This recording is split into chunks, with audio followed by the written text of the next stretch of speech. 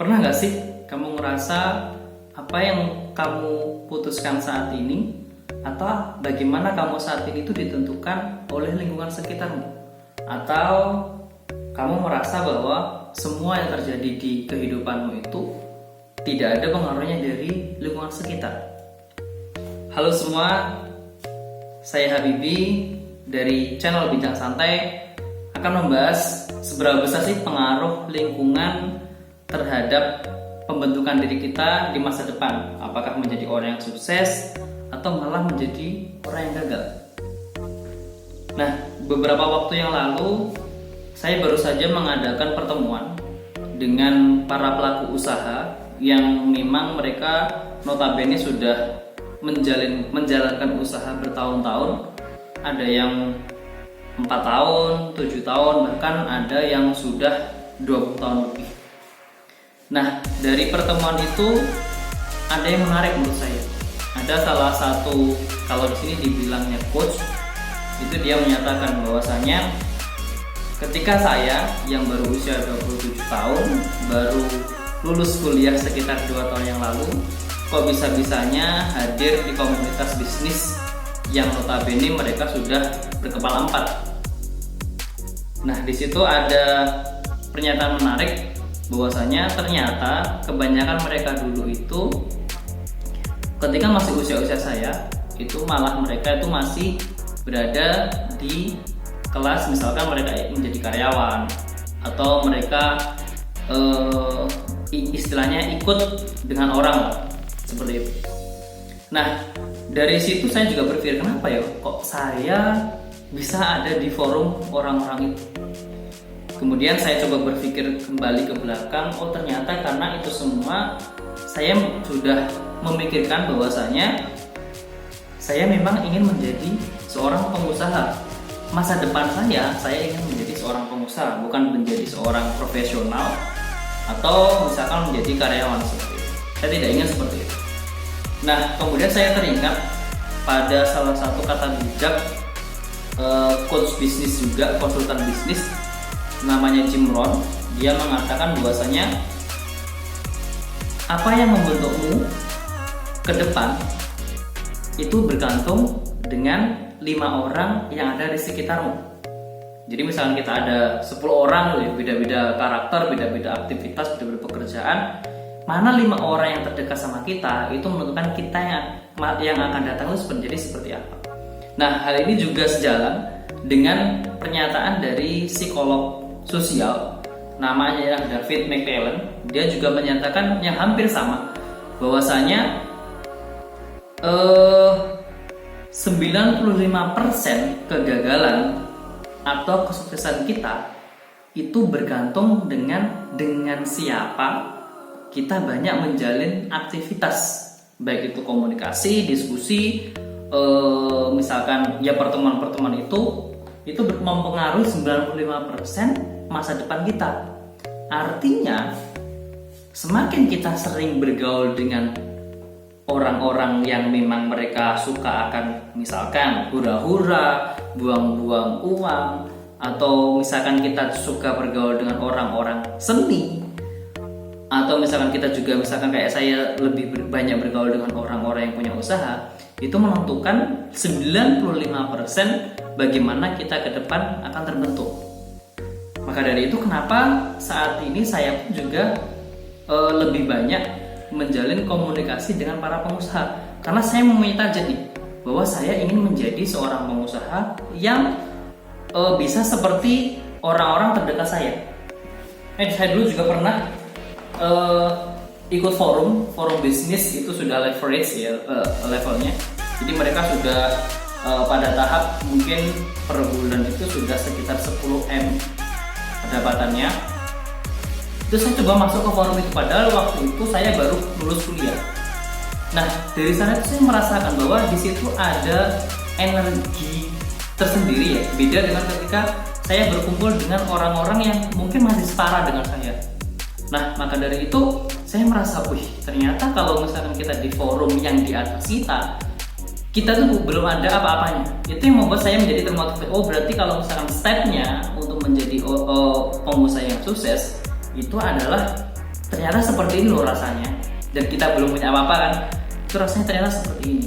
Nah dari situ saya semakin yakin bahwasanya iya sih, mungkin genetika kita, kemudian pengalaman kita, kecerdasan kita itu mempengaruhi keputusan kita di masa depan. Tapi kita juga tidak boleh mengesampingkan bahwasanya lingkungan sekitar itu juga sangat mempengaruhi kita. Maka dari itu, kalau misalkan teman-teman pernah dengar bahwasanya ketika kita dekat dengan seorang pandai besi, maka kita akan terkena asapnya. Tapi kalau kita terdekat dengan penjual minyak wangi, maka kita akan terciptakan bau wanginya. Salah satu hadisnya seperti itu. Nah dari itu kita bisa mempelajari bahwasanya ya teman kita itu mempengaruhi bagaimana kita di masa depan. Nah jadi mungkin buat teman-teman semuanya, jadi kita tidak belajar bagaimana kita pilih-pilih teman ya, tapi kita harus memang dari sekarang, apalagi buat teman-teman mungkin yang saat ini yang mendengarkan mungkin usia sudah masuk ke remaja akhir, dewasa awal, yang sudah mulai benar-benar mencari jati diri, itu mulai berpikir seperti itu.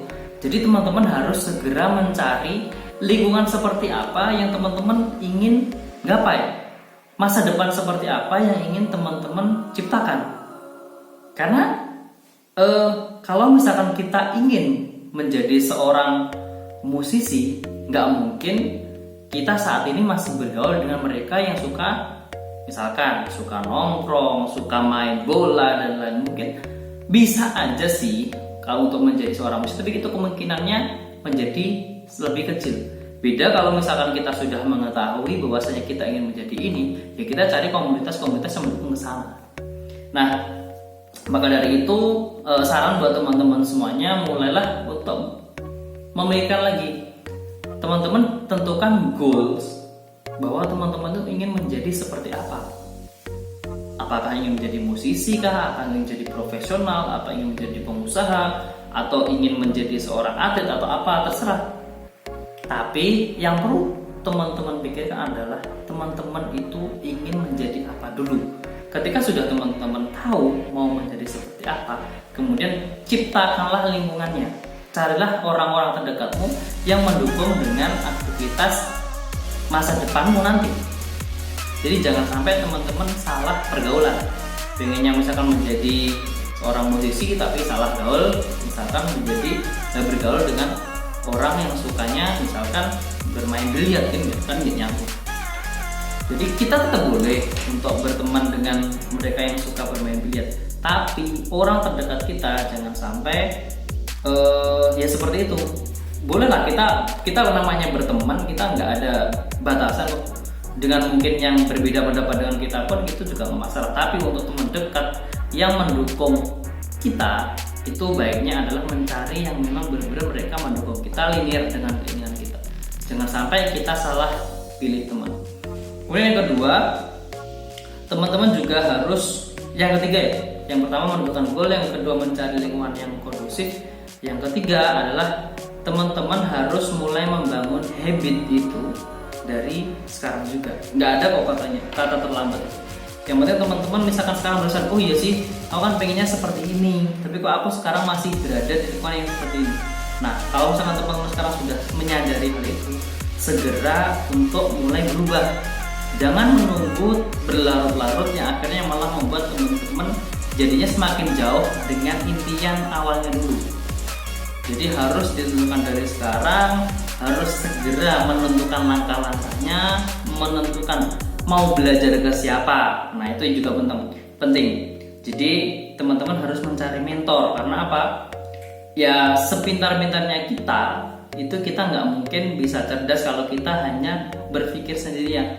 Cari mentor, mencari bimbingan mereka yang sudah memang pintar. Misalnya kayak saya, karena saya masih memang baru belajar menjadi seorang pengusaha, sebisa mungkin saya mendekati orang-orang yang memang mereka sudah usaha sejak lama, sudah tahu jatuh bangunnya menjadi seorang pengusaha. Ketika menghadapi masalah A itu gimana, mereka sudah di luar kepala, mereka sudah terbiasa menghadapi hal itu. Nah, kita harus menyadari secerdas apapun kita, setinggi apapun IP kita, kemudian mungkin kita sudah ngerasa kita yang paling pinter, itu masih ada yang lebih pinter, terutama mereka lebih berpengalaman daripada kita. Istilahnya dari atas langit masih ada langit. Maka dari itu jangan sampai kita menutup diri dan kita sudah merasa bahwa kita sudah bisa melakukan semuanya. Oke, mungkin itu saja untuk sharing kali ini. Semoga teman-teman bisa menemukan lingkungan terbaiknya yang mendukung aktivitas teman-teman di masa depan, dan semoga semuanya bisa sukses selalu. Terima kasih, saya Habibi dari Bincang Santai. See you next time.